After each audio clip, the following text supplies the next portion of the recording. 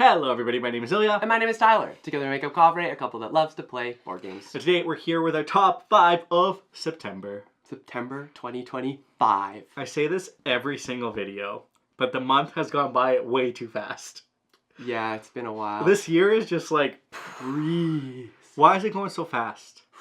Who knows? Who knows? I feel like we're not even doing a whole lot. The problem is maybe that's the problem. We're not doing new stuff.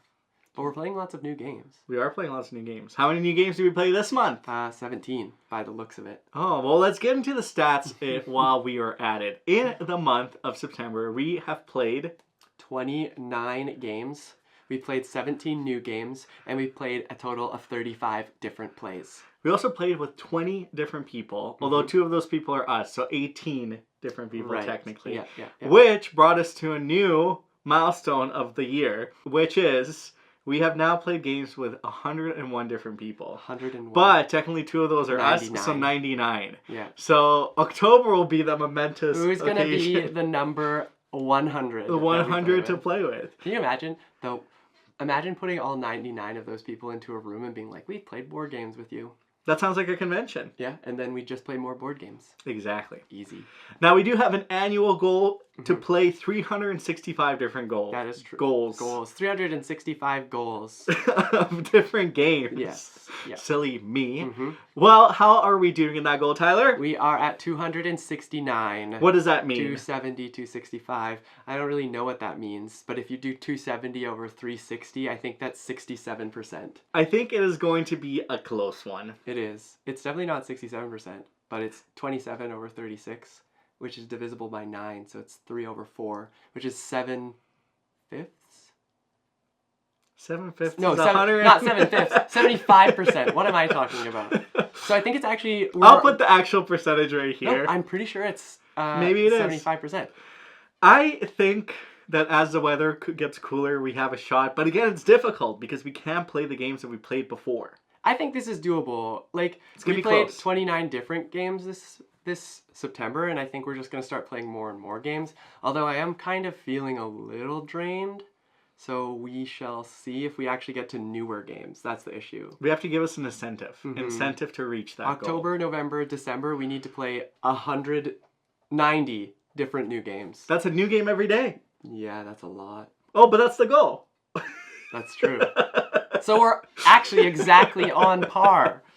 We're golden. Anyways, we are here with September, and we are here to tell you about 5 of our favorite games that we played this month. Yeah, well, last month. And, of course, I do have an honorable mention. Of course. It's just one quick one, and it is Beat the Heat. It is a fast game. Now, this game is actually Take 5. It just got reskinned by Hasbro and made much more available, at least in North America. And it's really fun because you're all playing cards simultaneously and then you're flipping them. So they fall on the ground? And you're trying to not collect the cards because they have chili heats that you want to avoid. And how you collect them is rows get filled up. And it's very spicy, it's very juicy, and it just leaves you at the edge of your seat every single time. We played with your family and it got pretty intense. Got heated. Once we all figured out what was going on, we were trying to like really mess with each other, which was a lot of fun. I like when cards are flipped and one person at the table has to be like, no! It's a really fun game. Definitely check it out. But with my honorable mention out of the way, do you have an honorable mention? I don't have any honorable mentions. I don't do those. Are you not honorable enough? No. Well, okay then. Let's go to your number 5. My number 5 is right there. I don't think it's on your list, so we're going to just talk about it. No closer dice. As many of you may already know, we did a trick-taking month this September, and we did end up playing quite a few trick-taking games. Now, I was going to try not to include some of the trick-taking games just because we did like a top 10, and if you want to go see that, you can check it out. But in reality, this game has to be included in my top 5 because I really like it. This is a trick-taking game with a dice where you're drafting them, and you use those as additional cards, essentially, but one of those is your bid. It gets a little brain burny because you are going to be drafting the cards, and the trump suit works. Yeah, the trump die is selected by the last die remaining, and it puts in a color and a number, but numbers are better than colors. and the best card in the game is the card that matches that die. Or the die, because the dies are cards in this game too. Exactly, yeah. So, during all of that, you have to try and manage your hand, manage your dice, try to get the last die out there, or try to keep your bid at the last die that you have, and that can get really, really crunchy. You also get a lot of payoff for being able to do it. And it's just a joy. It's a great trick-taking game. It takes a bit to wrap your head around, but fantastic. Really enjoy it. It's one of my favorites, and I'm glad we played it in September. No Kosu Dice. My number 5 is also a trick-taking game. Yes, it's on my list too. And what number is it on your list? My number 4. So we will discuss it at the same time. This is the only trick-taking game that made my list because I kind of tried to keep it separate, and I try to keep it the ones that we maybe played a little bit more. So the one that I chose is Gummy Trick. Gummy Trick. I love Gummy Trick. It's a lot of fun. Because it introduces that element of luck and chaos. But not, I would say, like, the thing is it seems like luck and chaos. A little bit. But it is very much strategic. There's still strategy. I think that's what's really interesting about it. Basically, it's a trick-taking game where you're playing tricks, but in the trick, every suit will win. So if you're the only card of that suit, you're going to collect that card and score its points. The cards that you win with are going to be points that you win with. But the twist is you have 3 mystery cards in front of you. And instead of playing from your hand, you can play one of those cards. At any Even point. if you have to follow suit, you don't know what those cards are. You can just play one. Yes. And oftentimes, it means that you will win the trick with potentially a low number. Or sometimes you fall to the demise of the trick and have a lower number of the existing suit, which is really sad. But all in all, it leaves every trick to be exciting. It leaves every game to be exciting. And the theme with candy, fantastic. Love me some Gummy Trick. Yeah, and I will also say that the lower the cards there that you're able to play, the more points you'll get. So like a 1 is worth 4 points if you can win that. It's fun to try and pick up the strategy with that to make sure you are able to play your 1. But there are moments where you are like, oh, I'm so clever. I have this 1 now that I can play. But somebody decides to flip one of their random cards and it steals it from you. Stolen. And it is fun and chaotic in those senses, but again, like I said, it does also feel pretty strategic in how you end up playing out your hand when you decide to flip these 3 cards that are in front of you. Now, we did get this copy in Japan. If you're looking for this game in North America, it is actually the same game as Sweet Takes. Yes, yeah. Which Hasbro publishes, so it should be pretty widely available, and I encourage you to take a look at it and play it, because it's fun. Yeah, exactly. Next up, for my number 4, yes, because your number 4 was Gummy Trick, exactly, is Tiny Towns. Nice. It's been a minute since we played this game, and I just forgot how much I truly like it. Yeah. You simply select a building material, and then everyone will place that building material on their little grid, and based on the composition of the building materials, you can build buildings that will score you points based on how they're placed. Yes. The trick, though, is that your building grid gets smaller and smaller as buildings are built, and it's harder to maneuver. And as other players call out materials you don't want, it becomes stressful. Yeah. But every game is different because of the various scoring objectives with the building cards. You have your own monuments that you'll be building that gives you a little bit of spice. And the vibe and the aesthetic and the ease of play in this game is just phenomenal. This is probably one of my favorite games in general. Right. It's just a classic, and I'm so happy we got it to the table because it was a lot of fun. I agree. This game is a lot of fun. Didn't make my top 5, but I quite enjoy it. Tiny Towns. Boom. Okay, now we're on to my number 3. What could it be? It is another trick-taking game, of course. It's called Cat in the Box. And I just really like this game. I think the chaos that is a suit is not a suit until you make it a suit, or a card does not have a suit until you determine the suit, is a very, very clever way of capturing the theme. It also plays quite smoothly, in my opinion. I really enjoy planning out your hand to see if you're able to make those contiguous groups of cubes so that you can ultimately score more points by also successfully getting the bid that you have. So there are a lot of layers that exist in this game, but it's also it's chaotic in the sense that you're never sure if you're actually going to be able to do it, which again, fits very well thematically. I think that you have to pay attention to trying not to cause a paradox, because if you do, you end the round and you're a loser.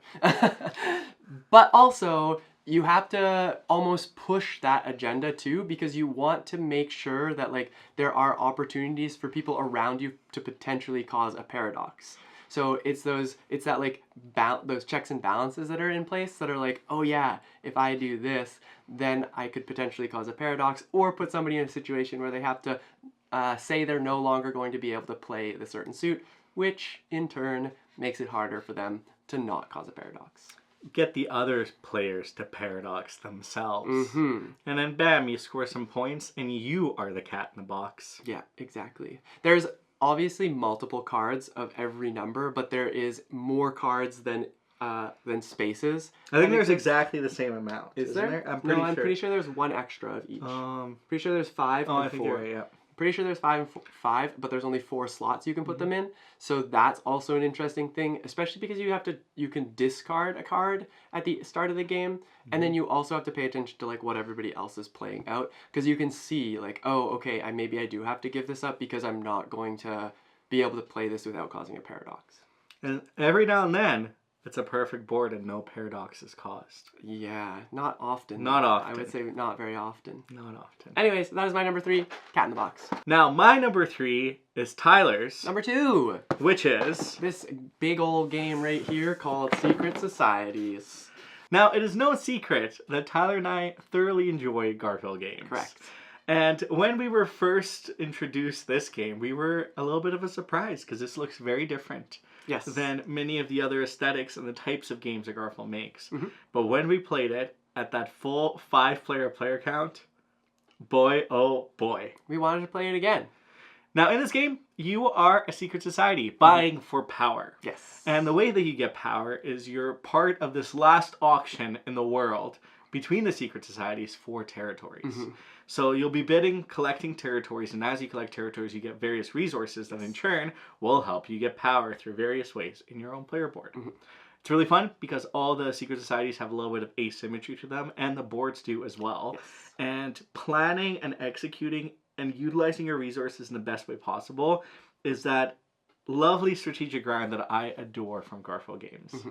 I feel like there's a lot going on in this game. Like we've got a lot of mechanics that exist here. The bidding for your first phase, and then you have your like set collection essentially for the next phase, and then you actually have a bit of engine building that is going on by the way that you spend all of your resources, because you'll be filling your boards up with these resources, and then they'll unlock you more powers, which will in turn make your turns longer, make your turns stronger, and just overall like push the game into a higher strategic world.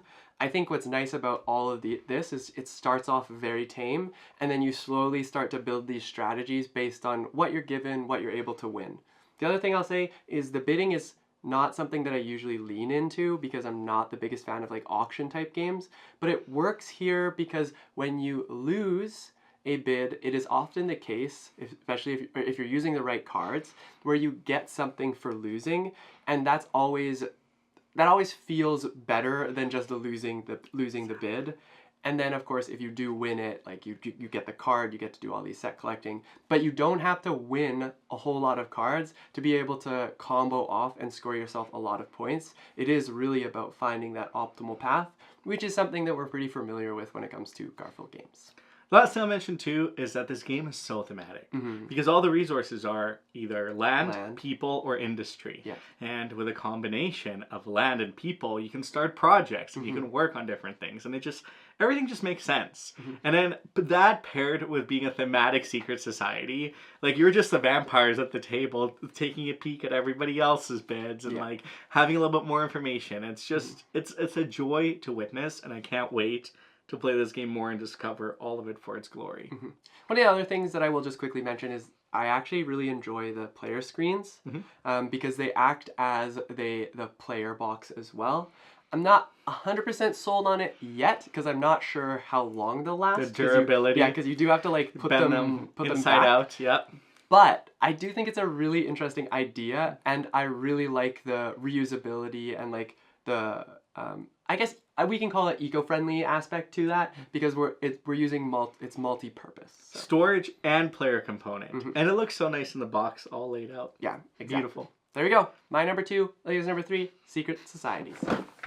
Now, coincidentally, My number 2 is Tyler's number 1. My number 1. We keep doing the little zigzag. This was not intentional. We It do was not not. plan crossovers. We always make our lists beforehand, and then we're like, this is what it is. Yeah.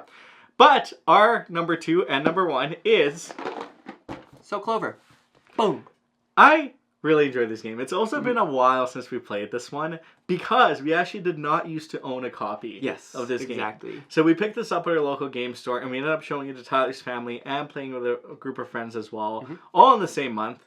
And it was just a joy because in this game, you have a clover, cards will come out, and then you will try to find words that match the 2 words together. Yes. Because then all those cards will be taken out, a random card will be thrown in, and everybody else cooperatively will try to figure out what your clover actually looks like. It's so fun to dive into other people's brains and see what they're thinking of. And it's also so fun to see the type of clues and hints people come up with. Because sometimes one person just gets it and makes sense.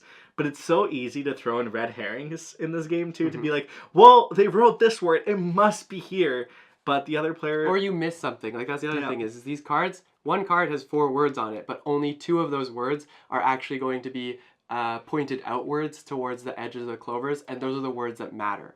So you can often, especially if you're trying to get it done quicker, or maybe you're stuck for words, like writing a word down that actually matches one of the inside words is quite plausible. And the random card throws a wrench into things as well, because that random card could be one of those words could be perfect for one of the clues that you gave, and that throws another wrench into things. But this game is just a joy. Every time we played it, we wanted to play it again. And I think we did actually both times well. Yeah. And I can't wait to play it more. I'm so happy we own our own copy. Yeah, I'm glad that we picked this one up. I think that the fact that the folks that we showed it to wanted to play it again right away is very telling. I also enjoyed it every single time we played it. I like the puzzle. I like the groupthink. I like sitting there waiting for everybody to see if it's like right. And then I also like the challenge of... maybe you didn't get the perfect score. I think that's probably what motivates a lot of people is you didn't get a perfect score, so let's try again to get a better score than we did before. And that's a lot of fun as like a group collective. Is it better than Fun Facts for you? No, I don't know. I don't know if they're like super comparable to me because like that's the cop-out answer. I know. I think I would rather play Fun Facts. Okay. But So Clover is definitely up there in party games for me. It's close. I feel like Fun Facts just won So Clover. They're just superior games when it comes to this genre. They are pretty unmatched in my opinion. Fantastic. And that is... So Clover, my number 1, Ilya's number 2. Now last, my number 1, which I'm a little surprised is not on your list. But I'll tell you why. My number 1 is A Wild Venture. A Wild Venture. Now, I will say... as many of you know, when there's a W and a V next to each other in words, it is very, very difficult for my brain. A Wild Venture. So this title of this game is extremely hard for me to say. So we'll start with that. But nevertheless, it did make my number 1 spot. And I honestly did not think it would. I knew I liked it a lot, and as I was reflecting over the games I played this month, this one just kept jumping up and up on the list. It is a 2-player game where essentially it's all very card-based. But so you're setting an engine of cards of your buildings, your villagers, and your gear. And as things happen, you'll be tucking those cards to score them at the end of the game. Now, buildings also can get provisions. That's a whole other story.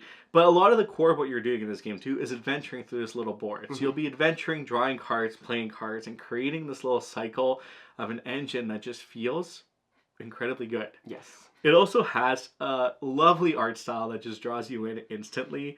And I think as we were playing this game, I just liked it more and more, and I wanted to be ready for my next turn. I wanted to see all the combos pop off, having the relics activate on other players' turns and kind of having them almost steal provision and coins. It's nice because they get a coin, so they're happy, but then you get to have 1 less provision on that card, so it means it's 1 step closer to being tucked and scoring more points.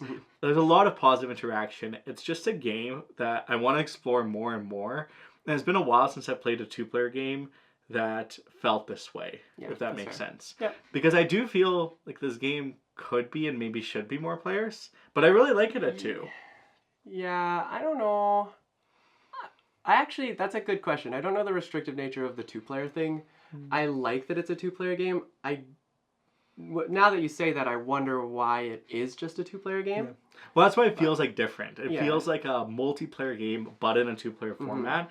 But I really like it for that. And I think it is because of the interactivity, because you're directly interacting with each other and really paying attention to what each other is doing the entire time. Yeah, I feel like there would be a lot going on too, so maybe that's it. Like just the bouncing.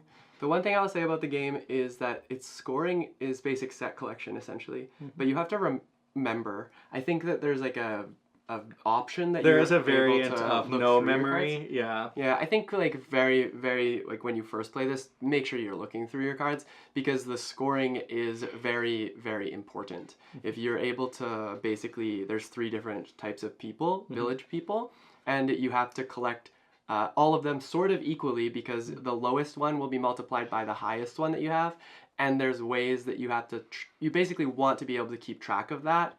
So I found that like super fun, but also like it was hard to keep track of with everything else that I wanted to do. I didn't keep track of it at all. I feel like I haven't collected a frog in a while. Let me grab a frog here. That's true. Yeah. And it was actually funny because when we played it, we tied. Yeah. And we had to go to the tiebreaker, which was the coins that we had. And I was loaded. But the designer did say that they prefer that ties are shared victories. No, I'm on a wild But venture. there is a tiebreaker for those that are a little bit more competitive in nature. Yeah, this guy. But that, in a nutshell, is a wild venture, and I'm excited to play more, especially at 2, because that's the player count it plays at. Exactly, that's what you have to play it at. Exactly. Now that has been our top 5 games of September. Now, you know our question for the day for today. Obviously. What was is your it? favorite game during the month? What games did you get to the table that you really loved? And maybe what game are you hoping to get to the table in the month of October? Yeah. If you enjoyed this video, make sure you hit that thumbs up button, hit that subscribe button if you're new here, because we love talking board games. And hit that little bell, because then you know when our next videos come out, which we have plenty of in the month of October, because there's a lot of new fun games coming out. There are, yes. So stoked to talk about many of them with you.